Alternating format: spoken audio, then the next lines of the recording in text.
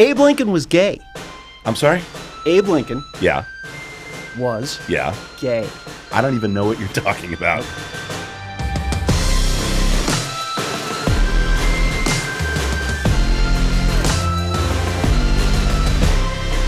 How to Be Abe Lincoln, based on the book by Jonathan Shapiro.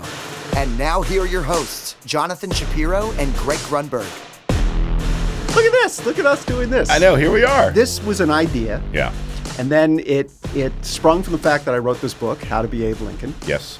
We'll So- say the full title. So the full title, do we have time? Yes. It's a long title. We do. How to Be Abe Lincoln. Yeah. 7 steps toward a legendary life. Okay. So it's a how-to / history / memoir Yes. about how to be the greatest American who ever lived. And you ask me why now? Why are you writing this book? First of all, let's start with, why did you even write this book? Have you been a massive fan of Abe Lincoln this whole time? Are you going to repeat everything I say so that you say it so it sounds You've seen my acting. This is what I do. And every director goes, you know what? You can have just as much punch, just as much emphasis without repeating the words. Are you an actor? I am not. Yeah. I haven't. On TV. Oh, so I am a lifelong Lincoln scholar. Yeah. Unpaid, amateur. My oldest son is named Abraham for the 16th president, as well as both my grandfathers. And I have always wanted to share why I think Lincoln is so important to people, and this book seemed like a good way to do it. It also seems like, since we're living in the most divided time in our history, except Lincoln's time, Mm-hmm. and he was the most important figure during that period of division, that we could learn a lot from studying. And here's where the chutzpah comes in. It's a Yiddish term. Yeah. A, who am I to write this book? B, who are we to want to be Abe Lincoln, the greatest American who ever lived? Right. And how is this going to make my life better? And so here's my money-back guarantee. This book will convince you that I should have written the book, Mm-hmm. that being Abe Lincoln is not as hard as you might think, and in fact is essential Yeah. if our country is going to survive. Yeah.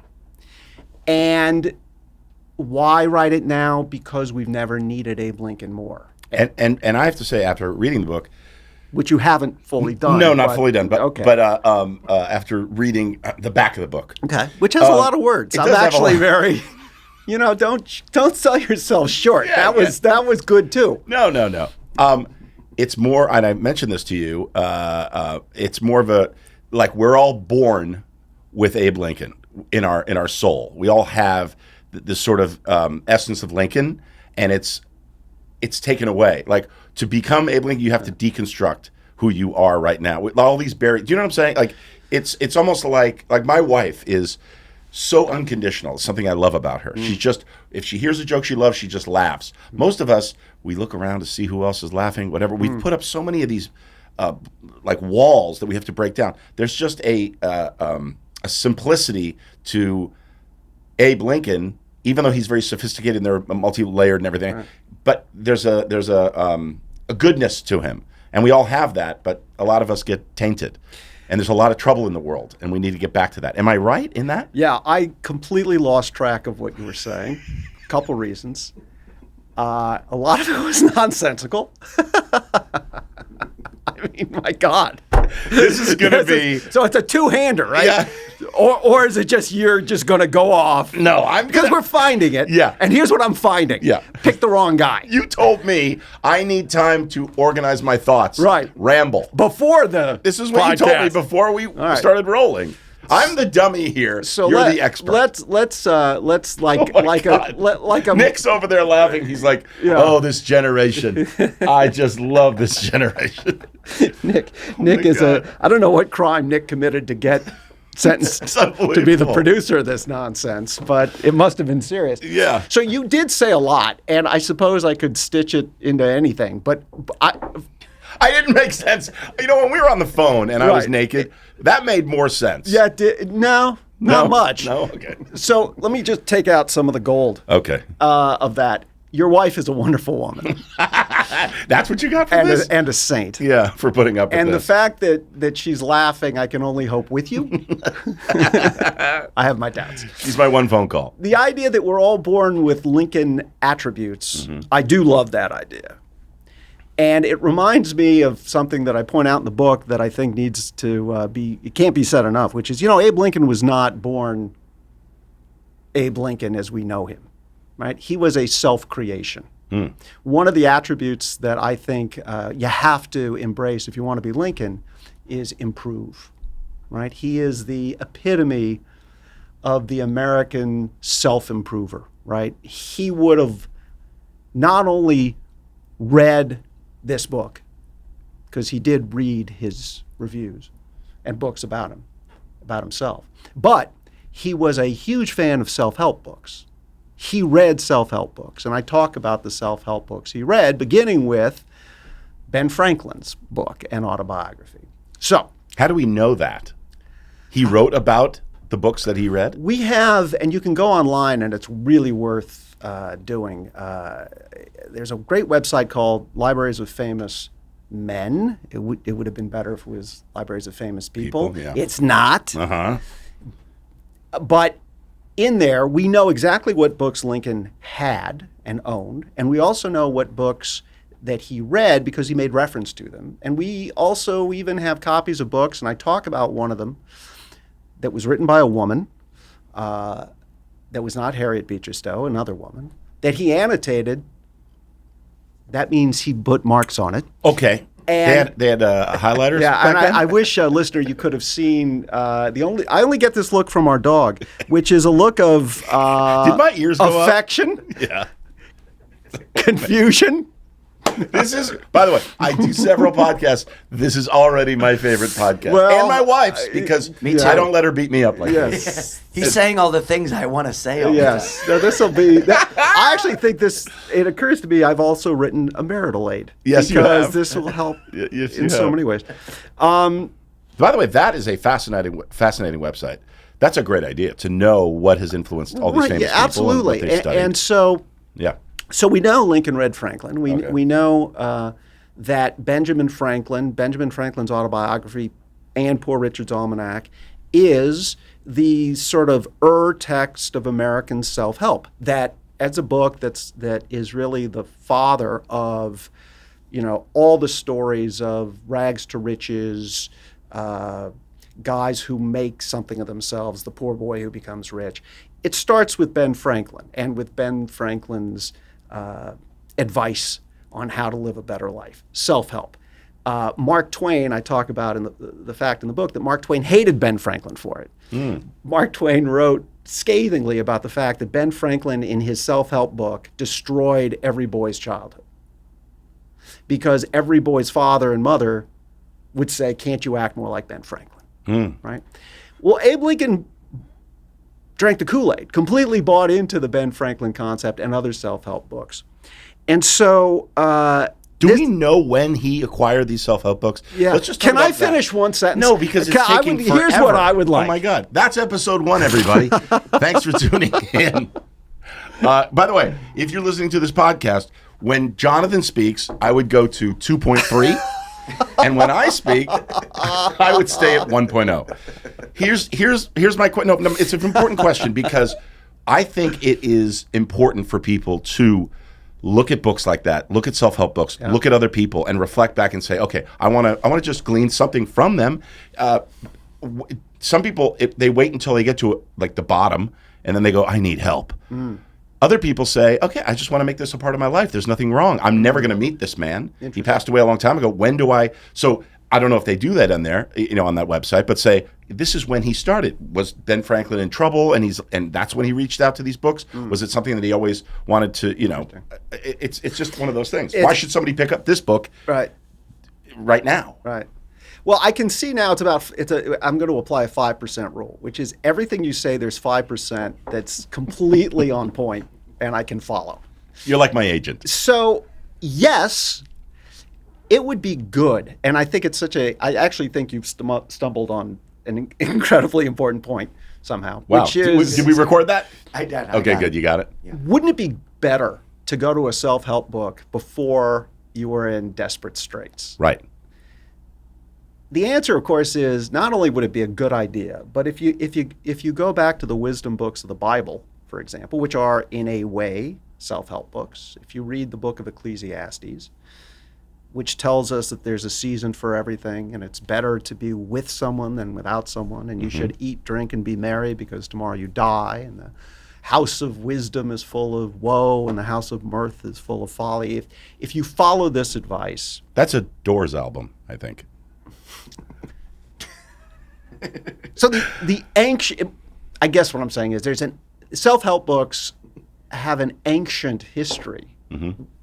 We want to read things that are going to give us a guide to live better. And Lincoln is a great person to study. And the self-help books that he read are also worthwhile because they do for us what we want to get from all books, I think, which is a different or a better way to live. Mm. And the reason I wrote the book was because I haven't read all 60,000 plus books that have been published about Lincoln. Is that really true? Like I was telling my No, wife. I'm making it up. And I'm making it up because I'm selling shares in a Ponzi scheme. No, but here's the thing. No, I mean, I'm just saying that's a hell of a lot of books on Abe Lincoln. I was just driving with my wife last night, and she said, "How many books were written?" I said, 6,000 books. 60. I know, but Over I said 60. Oh, you said 6,000 books on Abe Lincoln, and she was like, "No, 60,000 books, over 60,000, and which puts the author of a book about Lincoln in a tight spot, because the first question you have to ask yourself is, who needs another book about Lincoln? True. And so there was an intention behind making it a self-help book. I was fully aware that there's an absurdity to the notion that you could write a self-help book about how to be Abe Lincoln. Because I'm not saying the title is not how to be like Abe Lincoln. Mm-hmm. It's how to be Abe Lincoln. Nobody's written that book. Right. And maybe no one should have, but I have. Oh, I think. So the hell with you. Yes. No, I think it's brilliant. I really do. Well, thank you. I agree. Now, when you look at on the title alone, you think, okay, well then this man must have had nothing but virtuous. He must have been nothing but a wonderful person. Did he have major flaws? Right. I mean, are we going to get into those? Yes. Great. And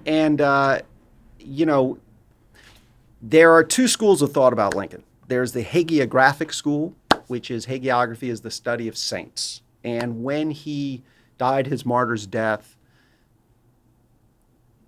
America embraced the saintly Lincoln.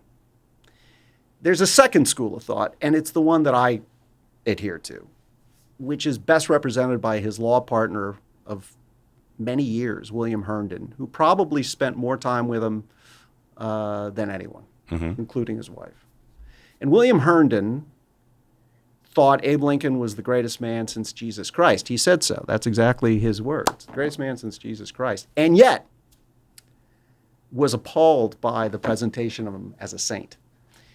He believed Lincoln was incredibly flawed, had some terrible character defects, made some horrible decisions, and did things that were appalling. Herndon believed, and I believe, that what makes Lincoln truly great was that he overcame those things, and his greatness was forged from abject poverty, a complete lack of formal education, some terrible temperamental characteristics, some serious character flaws, and yet look what he achieved. And so a lot of How to Be Abe Lincoln is about recognizing our own flaws, character defects, things we need to work on, and following the 7 attributes that I think made Abe Lincoln Abe Lincoln. And I know that these 7 attributes made Abe Lincoln because they're the 7 attributes that most fully define him. And I know it'll work for you if you read it, you will be Abe Lincoln, and the proof is these are the 7 things that Abe Lincoln did to be Abe Lincoln. So let me ask you, if his name was Abe Schwarzenheimer, would it be 14 attributes? Interesting. It actually was originally Abe Schwarzenheimer. Because you He do changed this it thing for show business. No, but you used each letter of his name. Yes, I To did. Oh, so you got that far? I think that's page 6. All right, that's no, good. my assistant got that Okay, far. But let's get to the opening statement of this episode of the podcast. Abe Lincoln was gay. Abe Lincoln was gay. Why do you say that? Well, Gore Vidal said he was a bisexual. The historian Tripp, in his book The Intimate Lincoln, which came out in 2004, was actually published, sadly, 2 weeks before Tripp died. Tripp was a contemporary and he worked with the Kinsey of the Kinsey Report. He was a historian, Tripp, and writer, and a gay writer who spent his career. Probably his most famous book was called The Gay Matrix, or the Heterosexual Matrix. One of those two. You can look it up. But Tripp wrote a book that said Lincoln was gay, not bisexual. Now, what is the evidence of it? Why does it matter? Yeah. Well, the evidence of it is the fact that Abe Lincoln had a loving relationship with a number of men Oh. that you can read about in their letters to one another. He slept in the same bed with his best friend, Joshua Speed, for 4 years. Wow. He shared a bed with one of his bodyguards named Dickerson. And there is other evidence that Tripp marshals, primarily based on the fact that in the Kinsey Report, which is the history of sex, Lincoln behaved in a way that closeted gay men that Kinsey studied behaved in a similar way. And so Tripp will also take the tempestuous nature of his relationship with Mary Todd as further evidence of it. Gore Vidal, in reviewing the Tripp book, said, it's all circumstantial evidence. There is, in fact, no proof that he was gay. Oh. Gore Vidal points out that the concept of homosexuality, in fact, the term homosexuality didn't appear in literature until 1892, that the concept of gay as we understand it didn't exist in Lincoln's time. The great magisterial historian, probably the greatest Lincoln historian of all, Professor Donald from Harvard, looked at the evidence and rejected it outright. And one of the best pieces of evidence against the concept of Lincoln being gay is the fact that had he been gay, his critics and opponents would have mentioned it. Right. Well, that's what I was going to ask you. Right. So back then, what being gay, whether it was in literature or not, having relations with someone of the same sex, how was that accepted back then? The irony is that, and this is not my phrase, this is not my quote, someone else said this, but that to be gay during Lincoln's time was to live under a cloud that never rained. That is that men who had sex with men or women who had sex with women, it was not encouraged, it was not celebrated. If anything, it was frowned upon, but people were not being prosecuted, people weren't being stoned. Right. Right. There was much more approbation, if I can use that word, for masturbation, which kind of rhymes. Yes. Masturbation was seen as a great sin. The sin of Onan, the wasting of seed. You look shocked, like I've said something that's going to curtail honestly, your lifestyle. No, and I'm just saying. And by the way, there are people driving right now that just got into an accident. Okay, I'm not the only one who is. No, this is fascinating. And by the way, to me. if you take nothing else from this podcast, there's nothing wrong with masturbation. Oh, and I'd like some of the younger people hearing this to know that. Yo, for sure. But if you think any young people are listening to this podcast, you are. Well, you know, I mean, I'm old enough now that a younger person would be in their mid-50s. I mean, come on. Are you kidding me? Right. So I just find this fascinating because, and we've talked about this, how this podcast is going to be Abe Lincoln is the lens, and we're going to learn from Abe Lincoln. We're going to expand on it. We're going to talk about it. We're going to learn from it. I'm fascinated by this, by exactly that. That it's sort of your business. Am I reading that correctly? Like back then, it was like, okay, this is something that he did. But if it was frowned upon, his political enemies, the people around him, they would use it against him.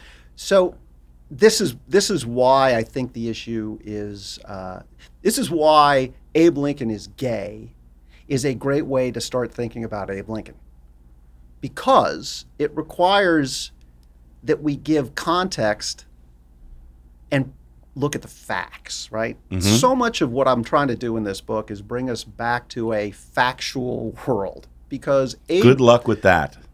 I'm not saying it's going to be easy. I know, but that's something that we talked about already. And that we'll talk a lot about why facts were so important to Lincoln, and why if his contemporaries talked about the fact that the one thing about Lincoln was he was obsessed with fact. Maybe it was the lawyer in him. Maybe it was the fact that he was a trained surveyor who carried a copy of Euclid's geometric proofs with him for the rest of his life, and felt great comfort in fact. That saying something like Abe Lincoln is gay requires that we look at the facts. And when Gore Vidal and Professor Donald looked at the facts, they said, that's not true. Now, Gore Vidal took the position that he was Abe Lincoln bisexual. And Vidal talks about disagreeing with Professor Donald on this issue. Right?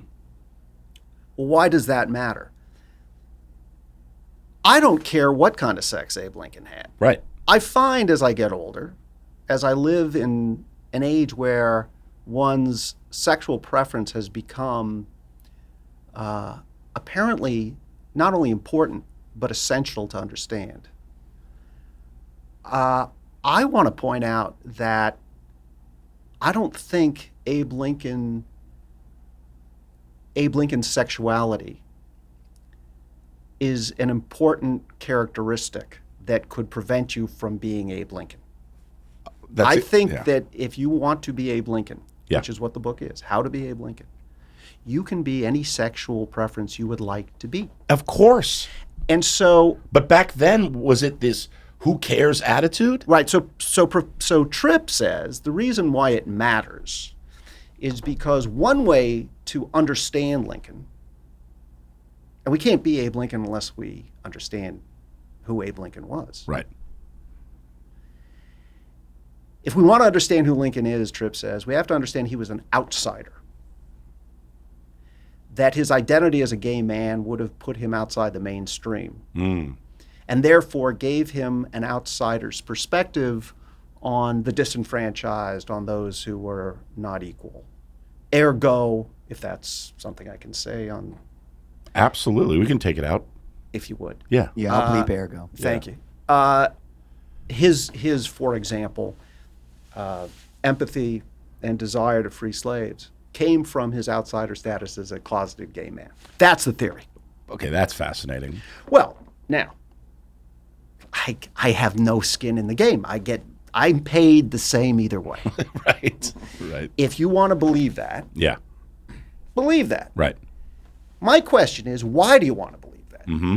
I think you want to believe that because Abe Lincoln is such an important figure in our American identity that we all want a piece of him. And we all want to claim him for ourselves. And we want to claim him for ourselves for the very understandable reason that I think secretly we all do want to be Abe Lincoln. Mm-hmm. And that it's a much easier thing to do if you can relate to him on some fundamental level, like he shares my sexual preference. Now, I have to say, as a cis male, as a heterosexual male, I never thought about Abe Lincoln as someone I could admire because he was heterosexual. Right. It never occurred to me that understanding Abe Lincoln and his actions is tied to what kind of sex he had. would it ever have mattered to you? No. But when I read someone like Tripp, I ask myself, well, maybe I'm missing something. Mm-hmm. Maybe I've taken too narrow a perspective on Lincoln. Maybe considering one's sexual preference is something to consider, and maybe it does give us insights. Mm-hmm. But then I run smack dab into the wall of fact. And facts matter. Yeah. And as much as Tripp may have done in his life that is admirable, when it comes to understanding who Lincoln was, I think the more believable witness, the better expert, is Professor Donald and those who have studied Lincoln. Mm-hmm. And so I don't really think Lincoln was gay. So you say facts matter, and it's important to all of us. That is not true. Not in today's day and age. Not in today's age of us versus them. Facts matter to, would you say, Nick, half the country right now? People believe what they want to believe. Right. It is so crucial that we all follow the facts. That's something that sucked me into the first 6 pages of the book. Interesting. It is so important. Right. And yet, and to understand, it's important that we all understand everybody in the country and not just exclude people that are not like us and that are different. And we're at a time right now that it pisses me off on a daily basis. I was fine for a while, and now it's all rearing its ugly head again. And so I want to get your perspective on that, and also you have represented disenfranchised people in your career. I mean, and so is that something that you gravitate towards with Lincoln? You say everybody wants to be Abe Lincoln. Does everybody want to be Abe Lincoln? Or is half the country going to go, you look at the Lincoln Project. That's only for half the country. Yeah. The other half of the country doesn't give a shit. And so everybody can benefit from these 7 steps, but not everybody's going to want to read them. Okay, I didn't hear everything you said because during that I went out. Oh my God. I went to Starbucks. Nick, I got your coffee. I had time also to pick up my cleaning. Can we run the AI over this whole thing and just? But I caught. And by the way, I don't mind being the punching bag. As I was leaving, I heard it's part my of it. favorite part of this podcast so far. No, is... don't stop. Don't you dare stop. The irony of all this is, of course, I love you. I know, I love you too. We are old, good, great friends. Should we just talk about that just for a second? How? Yes. Or do you want to get into it later? No, because I don't know if you know the full extent of our relationship. So Professor Donald wrote about it. So that's right. Poor Nick. By the way, listener, give a moment of thought for poor Nick. While I got to go out and run errands, Nick had to sit here the entire time. Run errands. And heard every single thing Greg said. He went to his car and masticated. So this is the part I don't know if you remember. But I don't know what you remember. It's like Upfront's Heroes, where you played Shattuck. Of course I remember being in the car. Are you kidding me? Okay. But here's what you don't remember. So we should probably tell people what I mean. Right. So Greg is an actor of some extraordinary merit. I've been very lucky. And it was the star of a great show on NBC that the executives are on called Heroes. Heroes. Yep. Where Greg was one of the heroes, yep, whose superpower was the ability to smell foods from a distance and know exactly what they were. So they'd say, gee whiz, the villains are eating something. If we only... But also caloric intake. There was a lot of stuff that I could pick up on. Yeah, better choice would have been the chicken.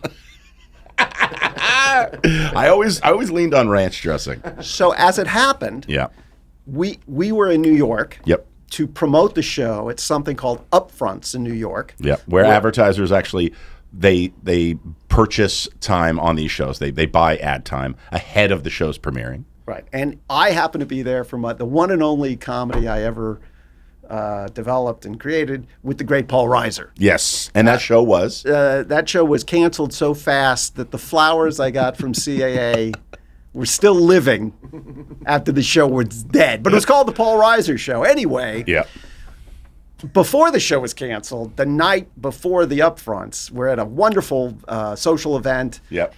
there's a car that the NBC has given Paul and I to go somewhere. And as we're going to the car and we're feeling pretty good about ourselves, this giant of a man comes up and says, "Hey, can I grab a car with you?" Blah, blah, blah, and then because being number 7 on the call sheet, everybody else got their cars. Right. They had no cars left, Right. and I didn't. And if you remember, I do remember more than you actually.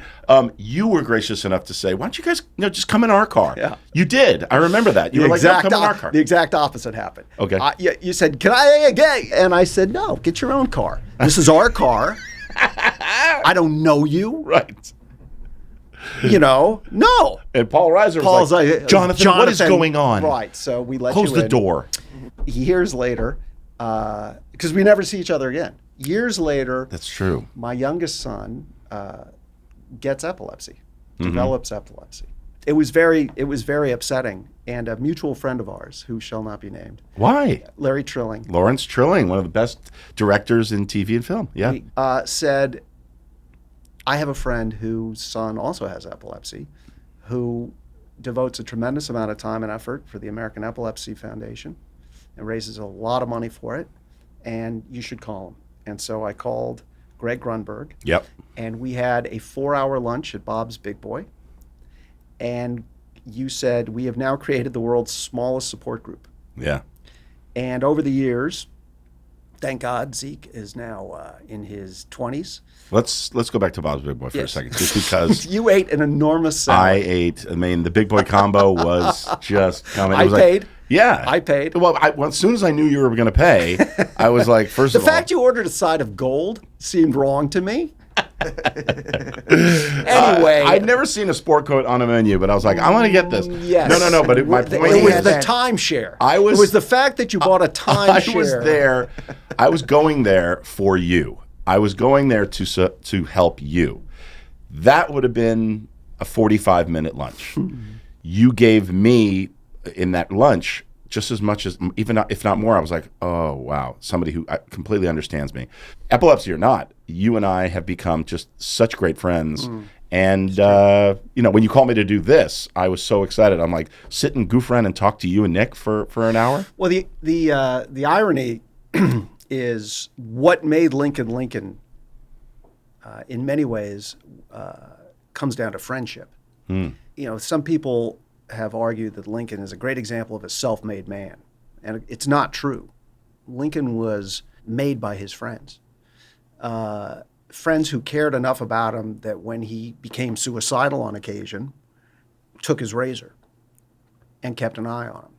Friends who devoted their careers to making him president, and then devoted the rest of their lives to tell the truth about who he was so that you could be Abe Lincoln. I say in the book that anybody can be Abe Lincoln.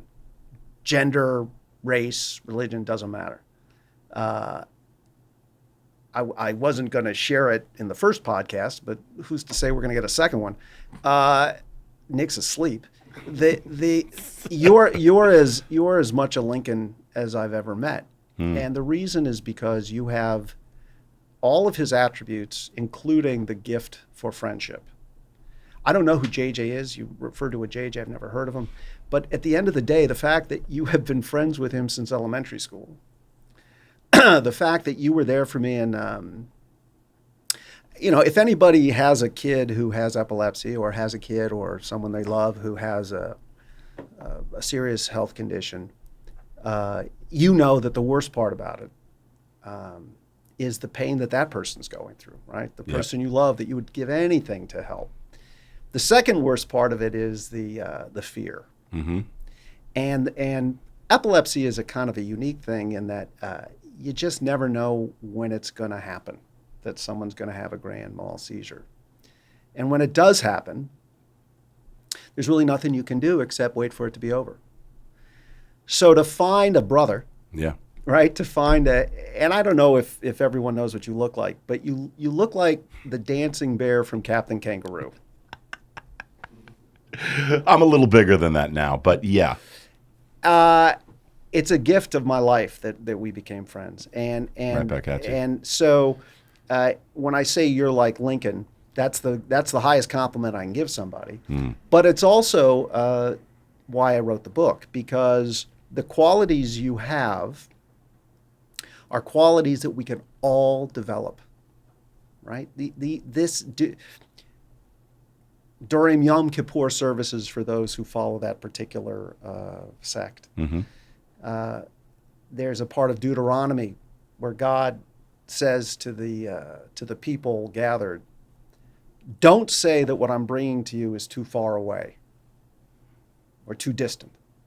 It's right in front of you, right? It's right in front of you if you're willing to engage in it. And so to be Abe Lincoln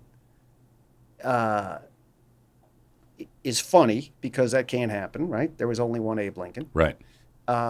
The book doesn't suggest he has superpowers. I don't think he was a vampire killer. I don't think he was gay, although I think he could be a hero for anybody who is gay.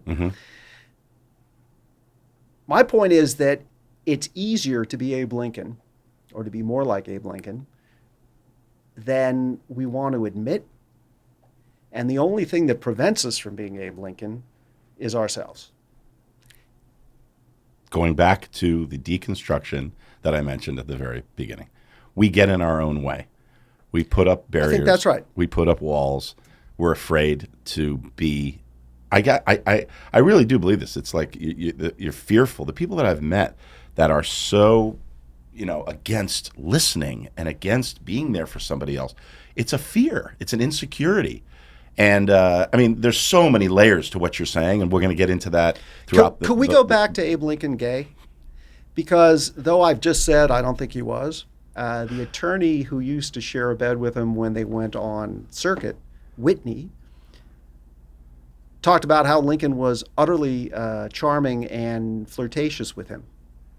So sharing a bed, does that mean that they slept together? Or oftentimes people would go, just one room, a king size, please. So in 19th century America, there was a tremendous housing shortage, right? There weren't enough beds for everyone. Oh, okay. And so sharing beds among men was common practice, which is why Tripp's argument is so ahistorical. The objection to the claim is you're taking a circumstance that meant nothing except there weren't enough beds and turned it into something that's really unfounded and not factual.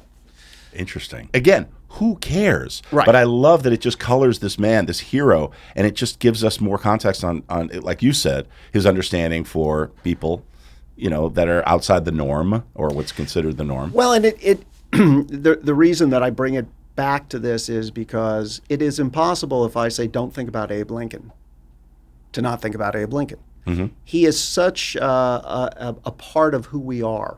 He is so much in the warp and woof of the American identity that in a country that's more divided than ever, refuses to acknowledge facts. Let's start with the simple premise. There was a guy named Abe Lincoln. He did tremendous things, even though he had tremendous flaws. As you try to perceive Abe Lincoln, you will have an image of him. It just so happens that his contemporaries thought he looked like an ape. And the number of times that people refer to him as an ape, as a baboon, one of Abe Lincoln's famous quips was he was told that his Secretary of War, Stanton, had referred to him as a baboon. And Lincoln said, I don't consider that an insult. What worries me is that Stanton is usually right. So the idea here is I want us to engage in Lincoln. Yeah. I want us to contemplate, what did he look like? Yeah. Why was he so unattractive to some people? Why was he so ugly to some people? Why was he a baboon in the eyes of some people? And why did some people talk about his beauty? And how does that shape how we look at him? And why does it matter? I love every question you've put out. I hope we answer all of them in future episodes. I'm really, really excited to be here to talk about this. I am too. We've decided to go in a different way. This is my audition? Are you going younger? We're recasting the pilot. Okay. Leave your headshot before you go. Right, hold on to those sides. George, it's been a pleasure. It's been great. Greg. Greg Grunberg. Yes. All right. I'm going to wrap this up. I can't wait to hear more about Abe Lincoln. The How to Be Abe Lincoln podcast is based on the book How to Be Abe Lincoln: 7 Steps to Leading a Legendary Life by Jonathan Shapiro. Out now everywhere. The podcast is produced and hosted by Jonathan Shapiro and Greg Grunberg. Music, editing, and producing by Nick Marzak. This has been another Motel Podcasts production.